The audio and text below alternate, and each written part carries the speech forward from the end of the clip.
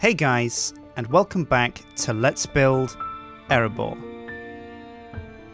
Now that title is a bit misleading because, to be honest, so far we haven't really built much of Erebor at all. We've built Lonely Mountain, fleshed it out a bit, and we cleared an area in front of Lonely Mountain to put down the town of Dale. And that's what you see here: the foundations, the guard towers, the walls, the river, the long lake, the makings of the town of Dale.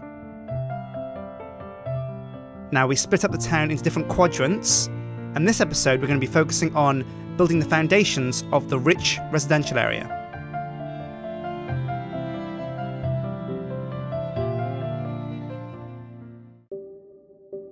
Right, now, first things first, I needed to think about what kind of walls I was going to use for separating the different areas. Now, I wanted to keep the same theme as the guard walls themselves, so that was sandstone and lightstone brick.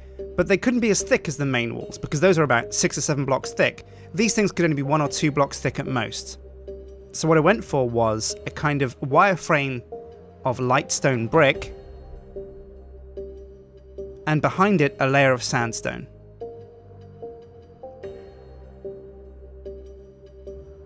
Now first up, after putting down the torches, I started to replace the wool, the white wool that we used to plan out in our heads where things were going to go. Replace that with the lighter stone brick, and then dug away at this dirt you see here at the front of the screen.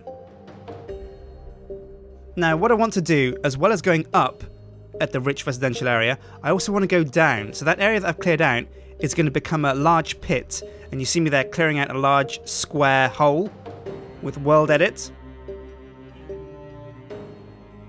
And I'll come back to that later and beautify it a bit, give it some nicer walls and things. But first I came around the edge of the raised section at the rich residential area and put down loose guideways for what would be bridges and roads. Now I'm going to make the roads 3 thick, and I think I'm probably going to make them out of cobblestone.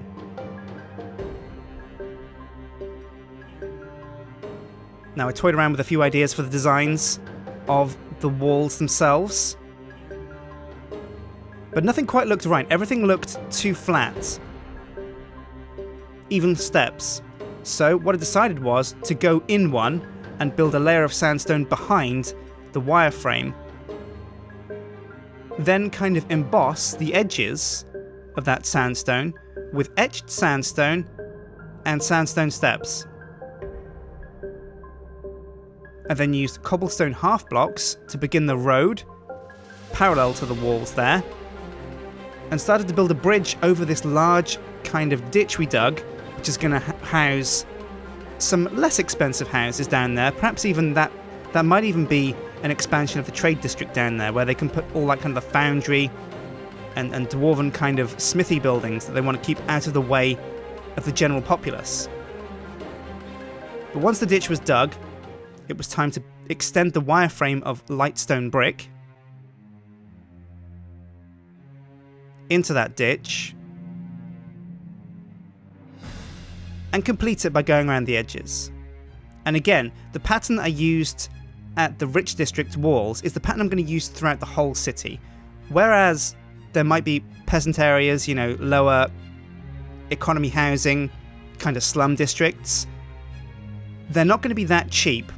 And even where they are cheap, the walls are still going to maintain this sandstone, etched sandstone, light cobblestone theme. And it's simple enough for me to replicate quite easily. It's not too complicated. So there you see the ditch down the bottom, with the walls filled in with sandstone, and the wireframe edges complete with lightstone brick. Now it's time to complete the walls down here, and replicate the design that we used on the walls up above, down here again. With the sandstone steps at the bottom, the etched sandstone in kind of crenellations, upside down crenellations, and then joining the gaps with extra sandstone steps. Now as night fell, I realised that there were no torches down here.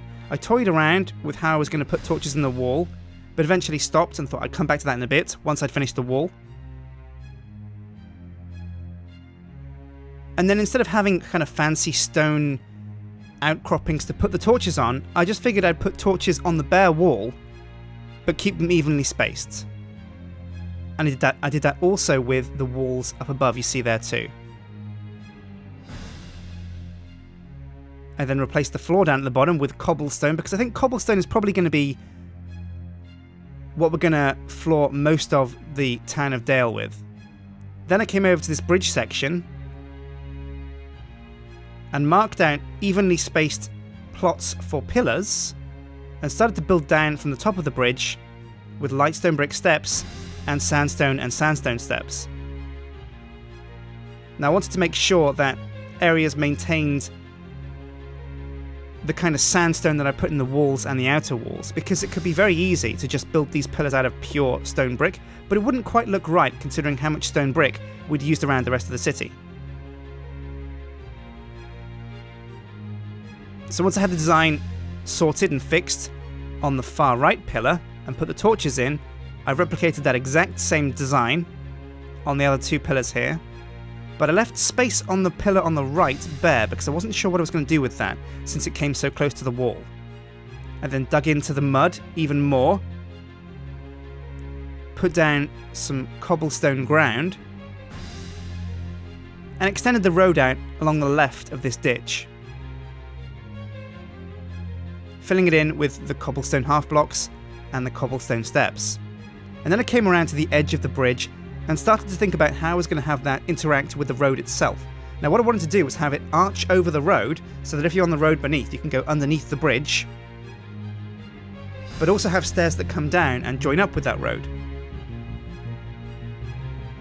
In fact, I think I did a similar thing with the Kingdom build and the bridges in that. Again, keeping the cobblestone road by putting in cobblestone steps and cobblestone half blocks.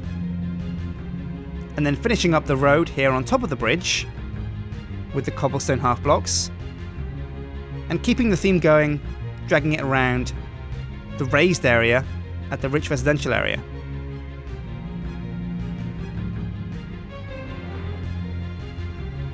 Now this is where the rich residential area kind of combines with what we've designated as the trade and commercial zone in the middle. So I'm not entirely sure what kind of buildings we're going to put bordering this place, but I know that the top of the raised platform is definitely going to house the richest, most grandiose houses and buildings in the town. Well, perhaps not the most grandiose, because those are probably going to be saved for the government district, the official district. But if you want to have a mansion and you want to live in Dale, you're definitely going to want to live on top of this platform. So we're going to have some really, really grand houses up here. This is where the richest merchants come to kind of live in luxury. So I came around the top layer with this 3 thick road that I'd later fill with cobblestone. I left an area for a park there at the right. And then I dug up and then I built up one more time because I wanted an even higher layer. Now this is going to be probably the mayor's house. This is going to be the richest house in the town, and it's going to be raised up there high above the rest of the town, looking down upon it.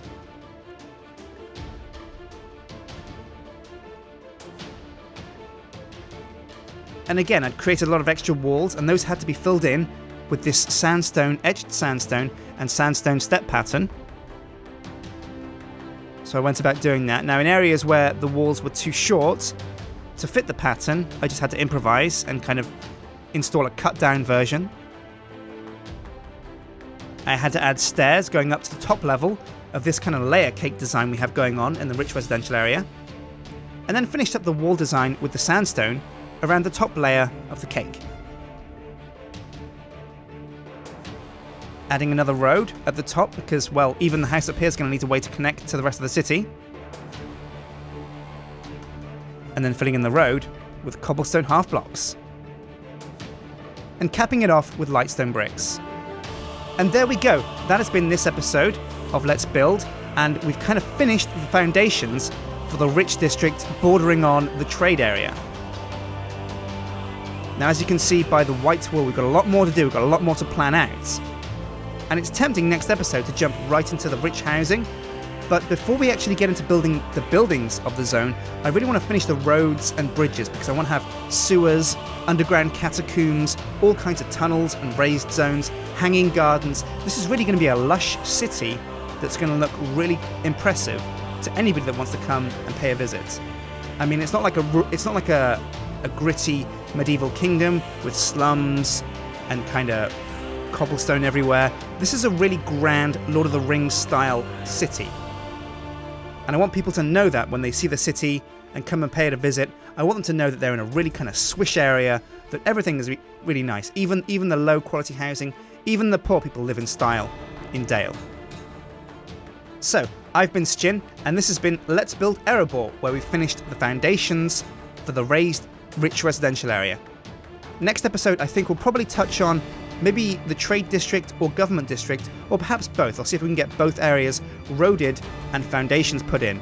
So hit like and favourite and subscribe if you want to see more, and I'll see you guys next time. Take care.